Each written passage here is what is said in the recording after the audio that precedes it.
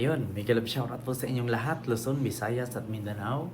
Magandang umaga, magandang gabi, magandang hapon, magandang tanghali kung saan man po kayo ngayon. Lalong-lalo na sa mga kababayan natin dyan, mga OFW, mga Manilenyo at mga Iskonians na walang sawang pagsuporta dito sa ating YouTube channel. So ito po, mayroon lang po akong gustong reaksyonan na kung saan sabi nga dito ni SB or ni Sam Bersosa na isa din sa tumatakbong mayor ng Maynila na kung saan di ko alam kung tumakbo ba ito para makatulong o tumakbo para magnegosyo. No? Sabi kasi ni Sam Bersosa na scam daw ang awayan ni Isko at ni Hani Lacuna. Sabi pa nga niya dito, instead na mag-away kayo, magtulungan na lang kayo at itulong nyo sa taong bayan yung pag-aaway ninyo. Instead na mag-away kayo, mag-itulong nyo na lang. Sabi niya, grabe daw ang pahirap ni Hani at ni Isko sa Maynila. Bininta daw ang mga paaralan, bininta daw ang Divisoria, bininta daw ang mga pagmamay-ari ng City Hall ng Maynila. Sabi ko, ay, grabe. Halata po talagang paninira na ito at halata po talagang hindi na po ito hindi na po totoo ito at ito po'y fake news. Actually, kung nanood man ngayon ang mga supporters ni Sam Bersosa sa akin or mismong si Sam Bersosa, i-correction ko lang po yung sinasabi mo na bininta ni Isko ang Divisoria at nangutang siya ng 18 billion. Actually, halata lang po talagang hindi ka taga Maynila. Kasi kung taga Maynila ka, alam mo po ang nangyayari. Hindi po Divisoria ang bininta. Ulitin ko po, Sam Bersosa, hindi ka naman po siguro tanga, hindi ka rin naman po siguro bobo kasi nga naging milyonaryo ka. Di ko lang din alam, naging milyonaryo ka sa katalinuhan ba yan or may kasamang panluloko. Diba? Kasi ito lang po hindi po Divisoria ang bininta. Bagkus ang bininta po ay ang Divisoria Mall or DB Mall. No?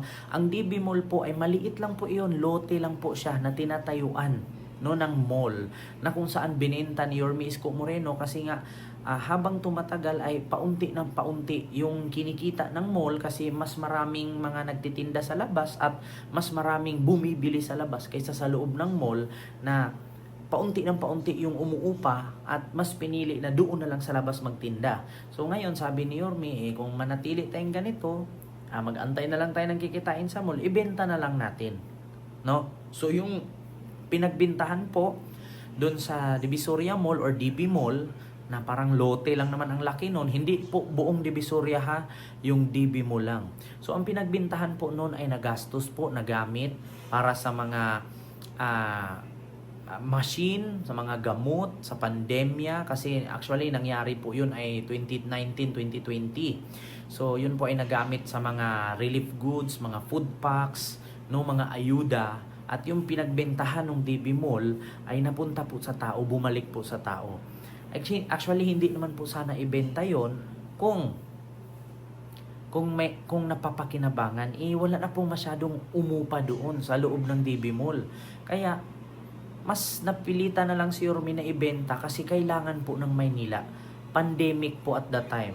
Saka nagtataka lang din po ako, pandemic naman po yun, bakit ni isang anino ni Sam Bersosa hindi ko rin nakita. No, inexplain ko lang, wala pong bininta si Isko na Divisoria. Ang bininta lang na po niya ay DB Mall. So pakinggan niyo po ang sinabi ni Sam Bersosa dito, kayo na lang pong humusga ha. Bininta daw kasi ni Yorme ang DB Mall at iba pa.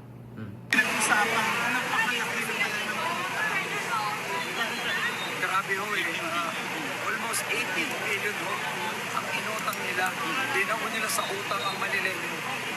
Alam nyo, pag kinupit na yan, halos 20 years daw yan bago mabayaran. Aabutan pa yan ito mga kabataan na 20 years. Hindi lang yun. Hindi pa sila nakontento sa inutang nila. Dininta ho pa nila yung mga ari-arian na Maynila. Divisoria, Paco Market, mga court, fire station, yung City Colleges of Manila. Halos lahat ng ari-arian para saan? Ilang bilyon ho yan? Saan ginamit? Saan napunta? Ayan. So actually mga kababayan, gusto ko lang reaksyonan yung sinasabi ni Sam Bersosa na bininta daw nila ang Divisoria Ang Divisoria hindi po mabibenta yon kasi ang Divisoria po maraming nagmamay-ari ng mga buildings dyan. At ang pagmamay-ari lang po ng City Hall of Maynila ay ang Divisoria Mall, na kung saan wala na pong nangungupa doon sa loob ng Divisoria Mall kasi mas maraming nagtitinda doon sa labas ng paligid ng Divisoria Mall kaya binenta ni Isko. Pangalawa, hindi po si Isko nagbenta ng Paco Market. Wala pong Paco Market na binenta. Pangatlo, wala din pong City Colleges of Manila na binibenta. At pang-apat, kung tinanong mo kung saan napunta ang pinagbentahan ni Yorme doon sa DB Mall, napunta po sa taong Maynila. At yun naman pong inutang ni Yorme na 18 billion, tinatanong mo kung saan napunta yung inutang na 18 billion. Andyan po, may resibo po. Nandyan po yung mga elementary school, nandyan po yung Aroseros Park, nandyan po yung mga parke na pinapalinis, nandyan po yung tinatawag nating bagong hospital ng Maynila, nandyan yung Santa Ana, nandyan yung mga pabahay. Unang pabahay niya ay ang Condominium 1, Condominium 2, Binondominium, nandyan po ang San Lazaro na ngayon po ay 95% gawa na, nandyan din po ang San Sebastian, nandyan ang Pedro Hill, nandyan ang Baseco, at marami pang iba, no, na mga proyekto. Kaya sa tinanong po ni Sam Bersusa kung saan napunta, mag-research ka po. Hindi po yung actually paninira na yung ginagawa mo. Kaya kadalasan po sa mga tumatakbong politiko sa Maynila at kumakalaban kay Isko, hindi po nananalo. Alam niyo kung bakit? Mga bobo at mga fake news. Ang sinasabi, binigay daw na ayuda ng pandemya.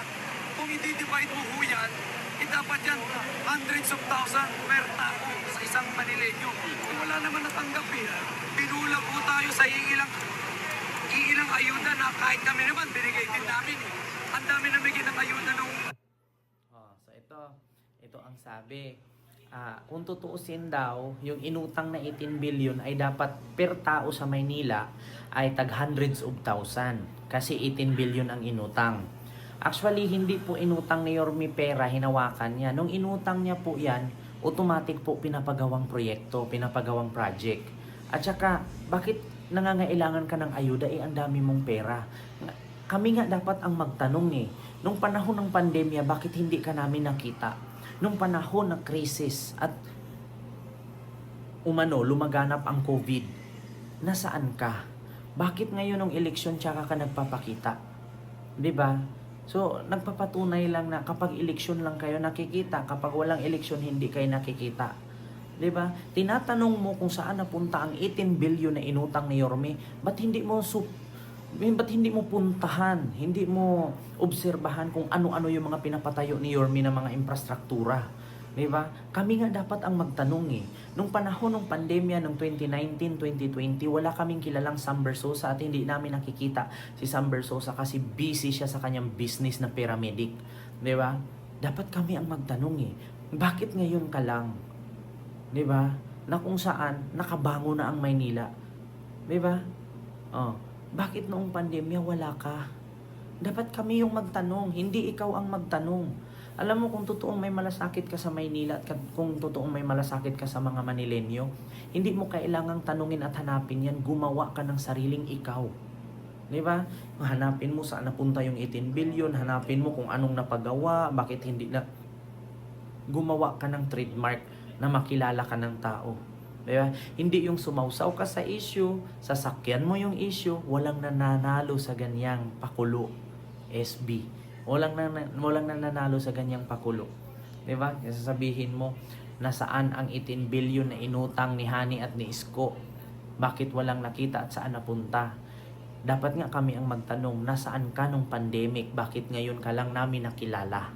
Actually, hindi ka naman namin dapat makilala kung hindi ka kinontent ni OG Diaz.